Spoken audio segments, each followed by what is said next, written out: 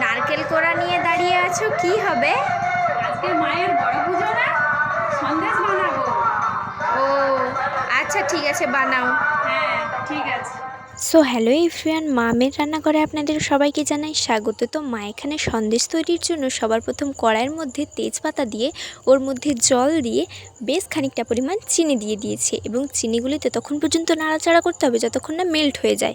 এরপর অন্যদিকে বাটির মধ্যে আমল দুধকে জল দিয়ে ভালো করে গুলে নিচ্ছে। একটু পরেই বলছি আমল দুধ কী হবে। চিনিটা গলে গেলে ভালোভাবে ওর মধ্যে আগে থেকে কুড়ে রাখা নারকেলগুলো দিয়ে ভালোভাবে নাড়াচাড়া করে নিতে হবে। এরপর যখন চিনির জলটি একটু শুকিয়ে আসবে তখন ওর মধ্যে আমল দুধ দিতে হবে। আমল দুধ দিলে কি হয়, সন্দেশের স্বাদটা একটু বেশি ভালো হয় এবং সন্দেশটা দেখতে একটু সাদা সাদা লাগে। তো যাই হোক, ওর মধ্যে দিয়ে এলাচ গুঁড়ো এবং আদা কুচি দিয়ে নাড়াচাড়া করে নিতে হবে। তো মা এখানে সন্দেশের থিকনেসটা এমন রেখেছে যে একটু হালকা নরম থাকবে, খুব বেশি শক্তও নয় এবং খুব বেশি নরমও নয়। এইভাবে সন্দেশটি যখন হয়ে যাবে তখন গ্যাস বন্ধ করে দিতে হবে এবং মা এখানে গরম গরম হাতে লাড্ডু বানিয়ে নিচ্ছে।